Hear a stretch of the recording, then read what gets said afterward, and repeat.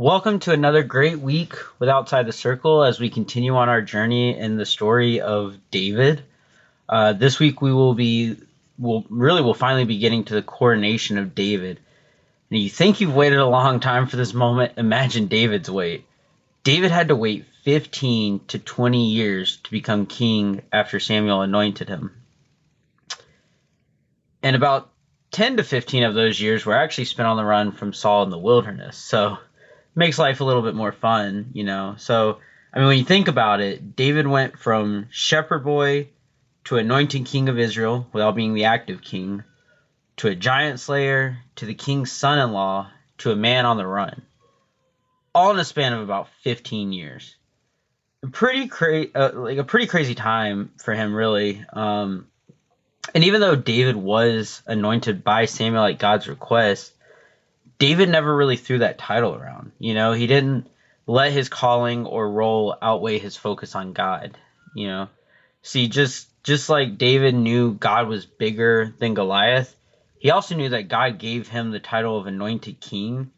And as he saw with Saul, God can take it back just as fast. And so David trusted in God with direction and timing, and God rewarded David for that. So last week we ended with David getting a victory over the Amalekites. We also saw the end of Saul and 3 of his sons, including Jonathan, sadly. So now we have an empty throne ready for David, right? Well, not so fast. That is actually where we'll pick up our story today. And we're going to be starting in 2 Samuel. We're going from about chapter 1 to 11. Don't worry, we're not going through all of it. Kind of just going to be summarizing and skipping through a little bit of it, but it's all good. So just bear with me. I mean, I know I've already given you 2 weeks of just facts and history, so we're only going to really focus on big moments here, try to actually do more narrative telling than just kind of throwing a bunch of facts at you. So, you know, hopefully that won't be too much, but our first stop today is actually going to be right after Saul's death. It's right where 2 Samuel picks up. And we get to see how David responds to it. So if you go with me to chapter 1 of 2 Samuel, that's where we'll be picking up. So starting in verse 1. After the death of Saul, David returned from defeating the Amalekites and stayed at Ziklag for 2 days. On the 3rd day, a man with torn clothes and dust on his head came from Saul's camp. When he came to David, he fell on his ground and paid homage. Homage? I don't know why I always mess that word up. David asked him, "Where have you come from?" He replied to him, "I've escaped from the Israelite camp." "What was the outcome? Tell me," David asked him. "The troop fled from the battle." He answered, "Many of the troops have fallen and are dead. Also Saul and his son Jonathan are dead." David asked the young man who had brought him the report, "How do you know Saul and his son Jonathan are dead?" "I happened to be on Mount Gilboa," he said, "and there was Saul leaning on his spear. At the very moment the chariots and the cavalry were closing in on him, when he turned around and saw me, he called out to me, so I answered, 'I am at your service.' He asked me, 'Who are you?' I told him, 'I'm an Amalekite.' Then he begged me, 'Stand over me and kill me, for I am mortally wounded, but my life still lingers.' So I stood over him and killed him because I knew that after he had fallen, he couldn't survive. I took the crown that was on his head and the armband that was on his arm, and I brought them here to my Lord." Then David took hold of his clothes and tore them, and all the men with him did the same. They mourned, wept, and fasted until the evening for those who had died by the sword, for Saul, his son Jonathan, the Lord's people, and the house of Israel. So David wept for Saul and Jonathan. You know, maybe more so for Jonathan than Saul, but, you know, he still wept for all of them, you know. Even at the end of this chapter, we see that David actually sings a lament for Saul and Jonathan. And, which is just kind of crazy, like, when you think about all that Saul really did, you know, David stayed loyal to Saul, even to Saul's death. Well, honestly, even after his death, if you look a little further down, we actually see that this Amalekite that reports to David, David actually has executed. because David said, "You killed the Lord's anointed, and therefore you should be put to death." Like, you just acknowledged in front of me that this was a thing, so now you should be put to death, you know? So even after Saul's death, David honored Saul. And it's a nice little story towards the end that we're not going to get into, but if you go ahead towards chapter 9, we actually see that David honors Jonathan as well. See, Jonathan had a son named Mephibosheth. And Mephibosheth was injured when the royal nurse was fleeing, like took Mephibosheth, ran out, and fled with him after both Saul and Jonathan were killed, and fears that he could be next in being killed. So as she runs with 5-year-old Mephibosheth, she accidentally falls, and I say she. It doesn't specify. It could have been a he. Bottom line, whoever was running with him accidentally drops him and sadly leaves him permanently crippled. Well, he goes into hiding for years, as far as they left him in hiding. And during this brief period that we're going to talk about in a minute, he was just kind of off the face. Well, when David finally becomes king, he actually goes looking for Mephibosheth and says, basically find him, bring him to me. And when he gets him, he actually restores Mephibosheth, as far as he gives him a place in the palace, like back in the royal house and stuff. And, he makes sure he's taken care of, and that, basically treat him almost like a son. And all that's done out of his love for Jonathan. I mean, again, it was a brotherhood they had, and the covenant they made with each other. So even after Jonathan's death, David still honored that and said, I can't do for Jonathan, but I can do for Mephibosheth, which is Jonathan's heir. So those are two cool really ways that we see that David still honors the legacy of what was, even though obviously something new was coming with his reign. So but like I said, all that with Mephibosheth happens years later, because again, David doesn't get crowned king right away. As I alluded to earlier, David just doesn't get the throne right away, as you would assume he would. In fact, someone else was already trying to seize the throne after the death of Saul. There was a man by the name of Abner, who was Saul's commander-in-chief, and he was actually kind of consolidating power at this time. Well, clearly with his leader of Saul being killed, he sought to put one of Saul's other sons on the throne. And so over the next 2 or 3 chapters, we see that there's this civil war that kind of goes on between, really a continuation of said civil war between the house of Saul and the house of David. And so after much fighting and betrayal, there's some cool stories there. I recommend you kind of go dig a little deeper into those. But for the topic of what we're discussing today, we're just going to kind of move past them and just know that after much fighting and betrayal and backstabbing, Abner and Saul's son both were killed. And so now the throne is open for David to take it. And that's actually what we find if we move on to chapter 5, starting in verse 1.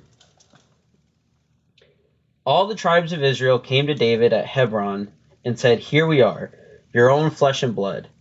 Even while Saul was king over us, you are the one who led us out to battle and brought us back. The Lord also said to you, you will shepherd the people of Israel, and you will be ruler over Israel." So all the elders of Israel came to the king at Hebron. King David made a covenant with them at Hebron in the Lord's presence, and they anointed David king over Israel. David was 30 years old when he began his reign. He reigned 40 years. In Hebron he reigned over Judah 7 years and 6 months, and in Jerusalem he reigned 33 years over all Israel and Judah. So David's finally on the throne. He's finally the king of Israel. And in fact, he actually reunites all of Israel under his reign. Again, a civil war. You're kind of on both sides. And so fortunately, when David takes the throne, though, everybody unites under him. So David next turns his attention towards conquering all the land within Jerusalem. Because since the days of Joshua, there's actually been a small group known as the Jebusites who actually controlled a small piece of Jerusalem. And so when you look at the rest of chapter 5, we see that David goes to war with the Jebusites, takes them down, conquers that area, and therefore now has a completely united Jerusalem of all the land. that he ends up calling Zion. And so David's taken his throne. He's united Israel under one household, and he's restored Jerusalem to its full glory, which leads to what we see in verse 12 of chapter 5. Then David knew that the Lord had established him as king over Israel, and he had exalted his kingdom for the sake of his people Israel. So after this, David clearly knows God's on his side, and therefore he wants to kind of do the same, And so during this time, David's very successful. He takes many more wives and concubines. He leads many successful campaigns as far as war, to the point of he really has no warring enemies nearby at that point. There's actually a good period of peace on all sides. And all this was as the Lord had promised to him, And so David is finally the king that God had anointed him to be years ago. He accomplished what Saul never truly was able to do simply because David focused on God while Saul focused on himself. But David wasn't content with just being a good king because he wanted it to be focused on God. And so David's heart, at the end of the day, was kind of to get people on, to basically get God's people to be God's people once again. Like we've talked about in recent weeks, the people of Israel constantly go through these cycles of following God and then not following God. And David wanted to bring them back to God because this, he wanted to bring it back to being the center of who they were. David knew that God had put him there, and then the success they had was because of God. And so he wanted the nation to follow God again. And so one of the ways he went about doing this was David actually took the Ark of the Covenant and was trying to place it in Jerusalem. And so for those who might not really know, since we've kind of been looking back a little bit, the Ark of the Covenant was this kind of wooden chest that had a lot of gold with it, as far as built with gold around it. And it was built by Moses back in the day of the Exodus, if you go back to the book of Exodus at that.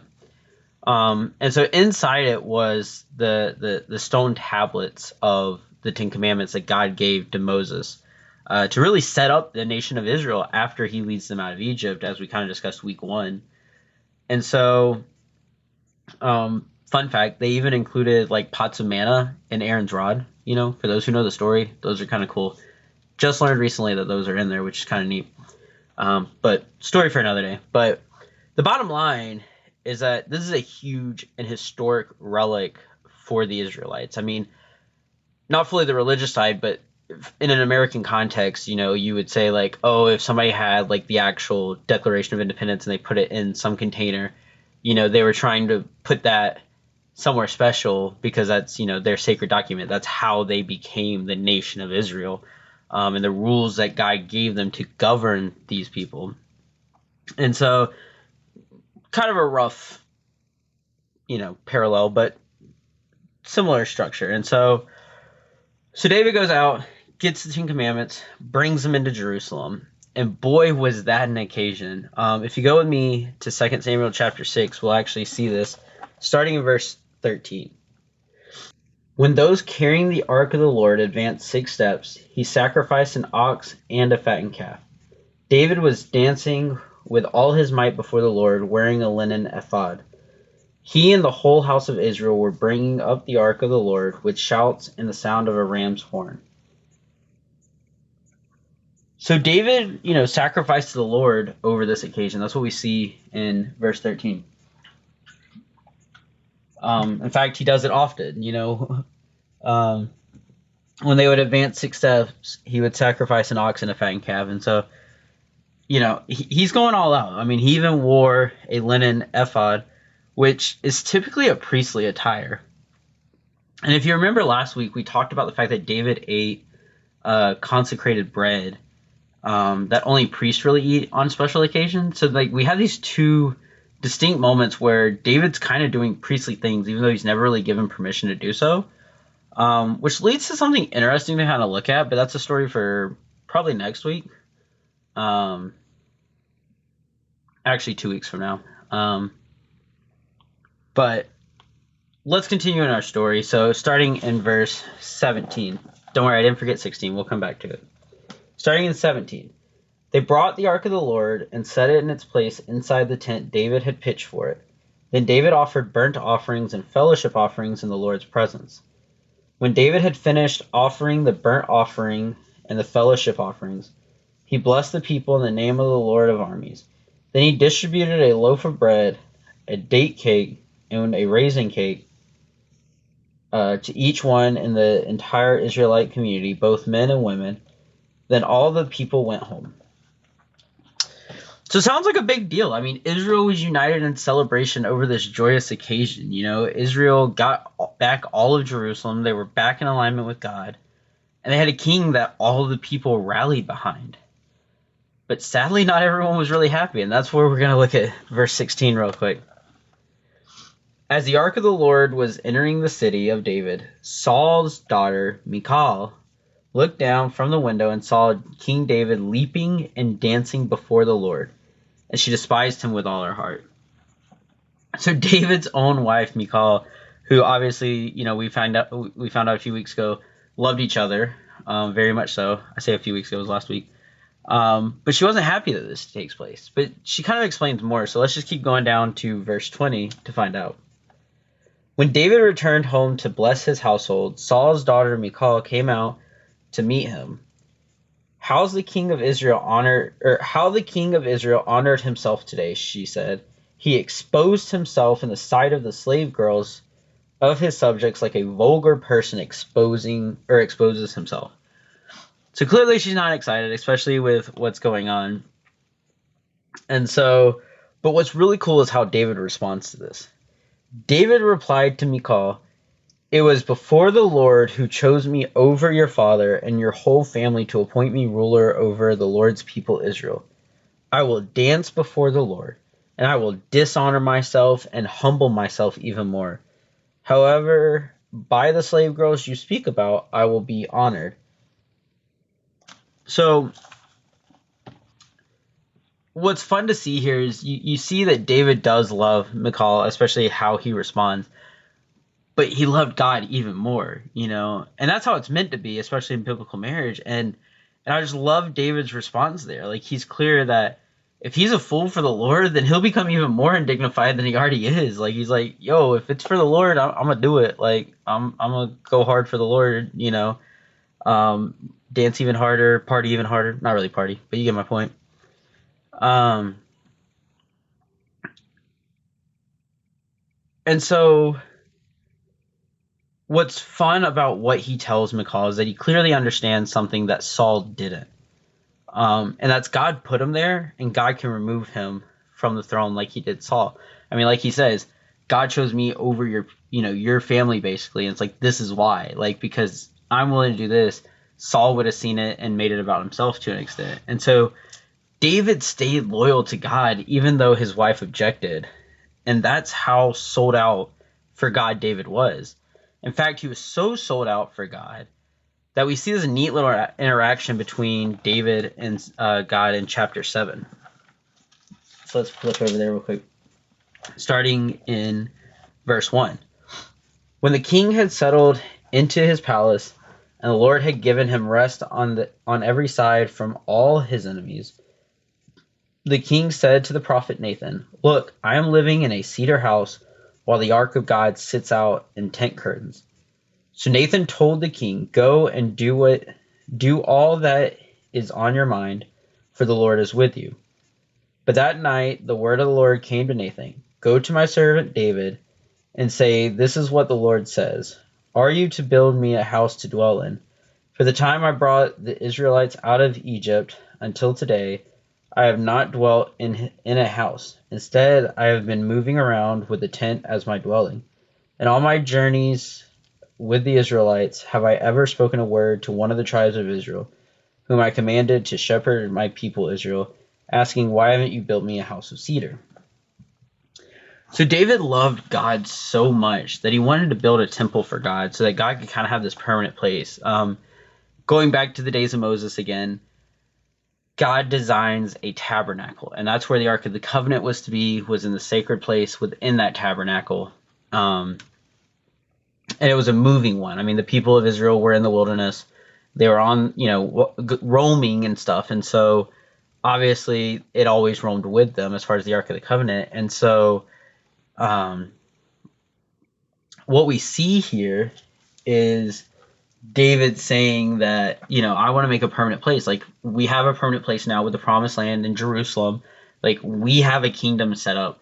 God should also have a place to be. He doesn't need these permanent tabernacles of the days of Moses. He needs something new. But look how God responds if we keep reading in verses, starting in verse 8. This is God speaking. So now this is what you are to say to my servant David. This is what the Lord of armies says. I took you from the pasture, from tending the flock, to be ruler over my people Israel. I have been with you wherever you have gone, and I have destroyed all your enemies before you. I will make a great name for you, like that of the greatest on the earth. I will designate a place for my people Israel and plant them, so that they may live and not be disturbed again. Evildoers will not continue to oppress them as they have done ever since the day I ordered judges to be over my people Israel. I will give you rest from all your enemies. The Lord declares to you, the Lord himself will make a house for you. When your time comes and the rest of your fathers, and you rest with your fathers, I will raise up after you your descendant, who will come from your body, and I will establish his kingdom. He is the one who will build a house for my name, and I will establish the throne of his kingdom forever. I will be his father, and he will be my son. When he does wrong, I will discipline him with the rod of men and blows from mortals. But my faithful love will never leave him, as it did when I removed it from Saul, whom I removed from before you. Your house and kingdom will endure before me forever, and your throne will be established forever. Nathan reported all these words and this entire vision to David. So God's response is pretty simple to David. He's like, hey, David, thanks for the thought. Thanks for, wanting to build me a nice place, but no thanks. God says, instead of you making a house for me, I'm actually going to make your house an eternal house, so to say. And so this section's actually known as the Davidic Covenant. It's one of the most famous passages in all of Scriptures. There's 5 major covenants in the Old Testament. I could be wrong. I should have looked that up before just opening my mouth. Anywho, but this is one of the big ones of a big covenant that God establishes. God tells David that he's going to establish his house forever, that his kingdom will see no end. So he even promises David a successful lineage of descendants, including Solomon, who we're going to kind of get to in a few weeks. But, what else is this covenant really talking about? At the end of the day, it's talking about Jesus. From David's line would come the Messiah to save the world. But that's a larger story for another day. But just keep that in mind. If you go back and reread it, you'll see that a lot of it actually lines up with Jesus too, because that's the point. Is there's both a physical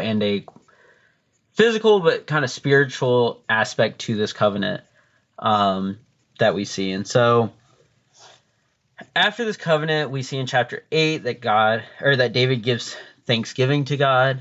And all kind of goes well for David, even including in chapter 9 and 10. Things are going pretty well. Again, chapter 9 is where David restores Mephibosheth. And so there's a nice little moment there. And then 10 is where the fun begins, because all was going well for David, after all that we've discussed today. So all was going well until it wasn't. And in chapter 10, we see that the Ammonites show up to town, and that's kind of where David's troubles begin. But we'll pick that story up next week for a really fun time. So what's the takeaway here? I mean, the fun of the character studies isn't just about like, oh, here's some historical facts. Like, it's cool, it's fun to hear these stories, but it's like, what are the applications? What does all this mean? and I think the big thing we have to understand, especially from the different points from today, is that in everything David did, he lived a life of honor, of loyalty, and faith in God. In everything, he pursued the Lord. He honored a man in Saul who consistently tried to kill him simply because he was the Lord's anointed. He said, "Look, the Lord anointed you. He hasn't removed you yet.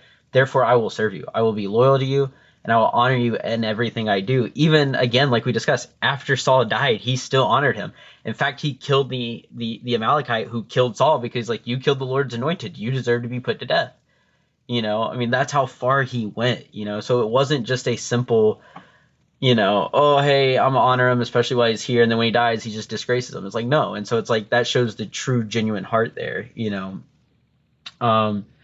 Then we see that he rallied all of Israel behind God again with the Ark of the Covenant. And he even danced like a fool simply out of devotion for God. Again, that honor and loyalty and faith in God showing up to where he says, I love the Lord. I mean, he's even willing to stand up against his wife and he heard what she said, but at the same time, he still stood his ground of saying, look, if I'm a fool for being excited about what the Lord's doing, then let me be a fool. Like, that's okay with me.